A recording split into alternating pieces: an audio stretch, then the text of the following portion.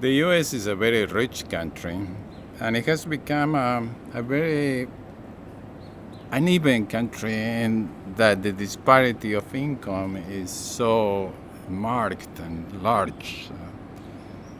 There's the top 1%, the top 5%, and then there's the rest of people. GDP is huge, but that doesn't mean that the average person gets that GDP. GDP goes towards the well-to-do. And this inequality has been cemented by lobbying, supporting politicians that bring about the kind of taxation system and sustain this inequality.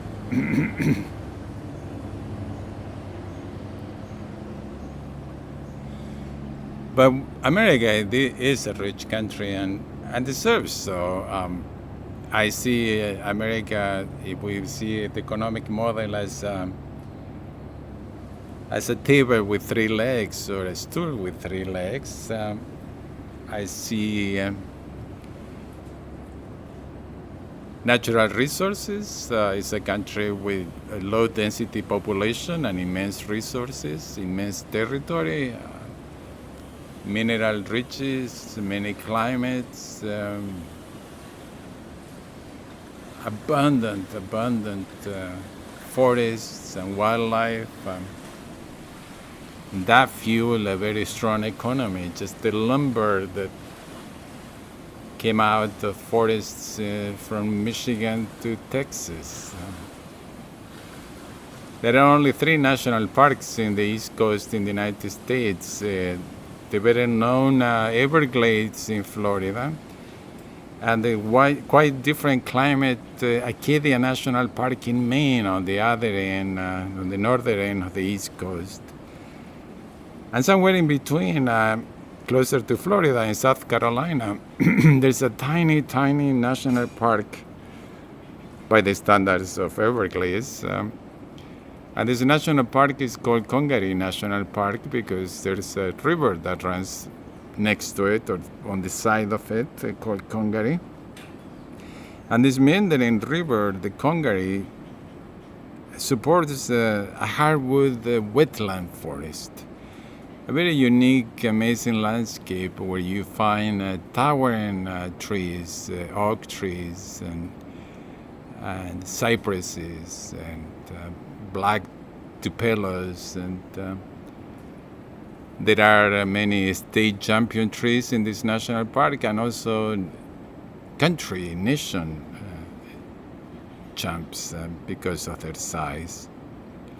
Now the remarkable thing is that this little patch of forest that is now a national park after having been a national monument, that kind of forest extended all the way from the Carolinas to Texas.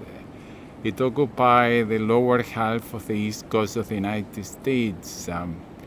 I would guess we are talking about an area of 4 million square miles, the equivalent of 2,000 miles. No, that's a little bit too much. Maybe 1,000 miles by 1,000 miles if it were a square.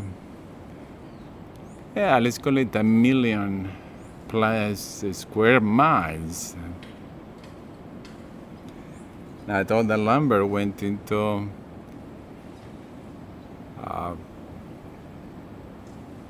the railroads, housing, buildings, even firewood, coal for steam engines.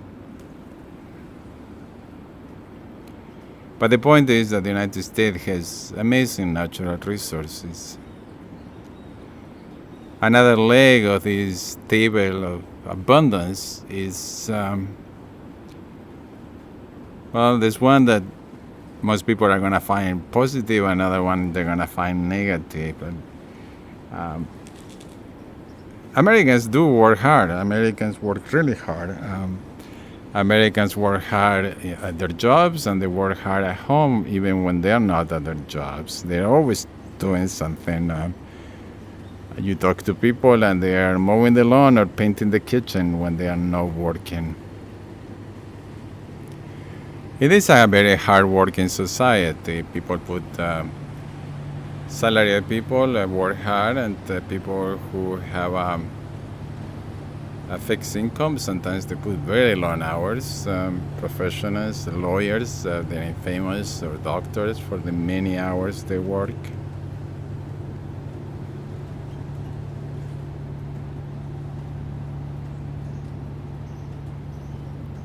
Just hard working. And this is fueled in part by immigration, in great part by immigration, because we immigrants come to the United States thirsty for having a better life for ourselves and our children, and we do work hard and make tremendous sacrifices to achieve our goals.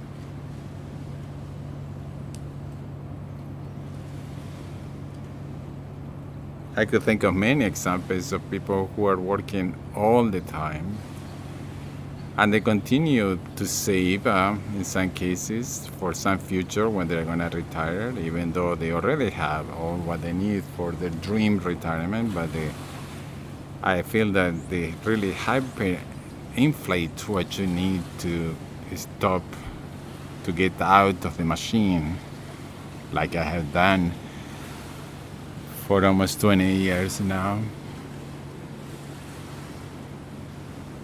And I did it with not that much money.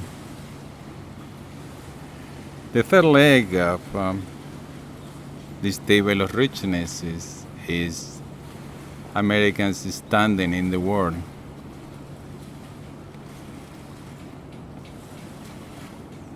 America has the biggest military, and that power is flexed to get what we need sometimes. There are cases of pseudo-colonialism where America created the banana republics in Central America, literally because United Fruit wanted to get bananas from Central America.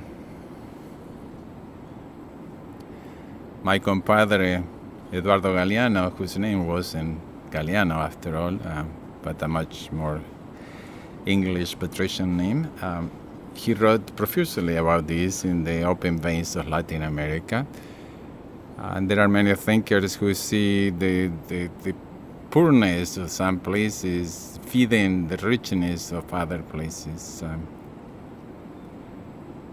Coffee beans and oil and gold being exploited for the richer countries.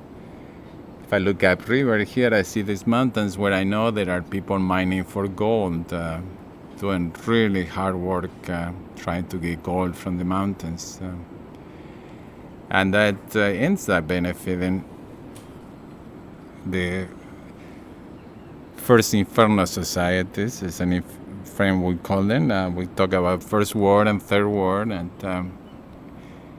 I'd rather talk about first inferno and third inferno. So in these third inferno societies, there are people who may ultimately be supporting the higher standard of living in the first world. There are other effects, like the dollar continues to be valued around the world highly. My grandmother literally had her savings as dollars in her mattress. And still to this day, there are many countries in the world where people will save in dollars if they can afford it. I cannot imagine the amount of treasury that there's around the world just in paper printed in America. America has an incredible capability to print paper and create wealth. It hasn't overused it that much, but it could and create hyperinflation if it comes the day where the national debt is just unsurmountable. But to this point, America has managed to have an extraordinary amount of debt and at the same time pay very little interest on it. And, because it's very easy to place American debt in the markets. Now, a very big dark cloud is coming here to cover the sun, and and reduce the heat. This economy is heating up, and here comes a little hiccup, a recession, and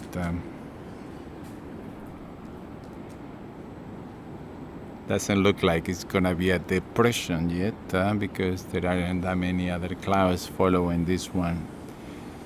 But clouds move so slowly here. This cloud may last above head for an hour.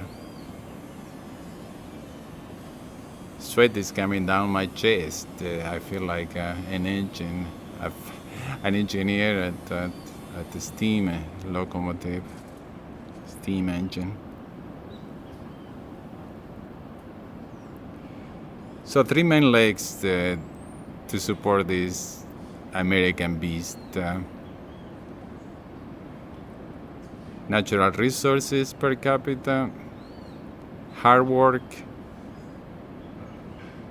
understanding around the world. By the way, this standing has been eroding steadily, especially by some misled policies that tend to isolate America. And so in a very peculiar way, America is chewing on its own legs here because it is believed that America can do much better on its own, American first.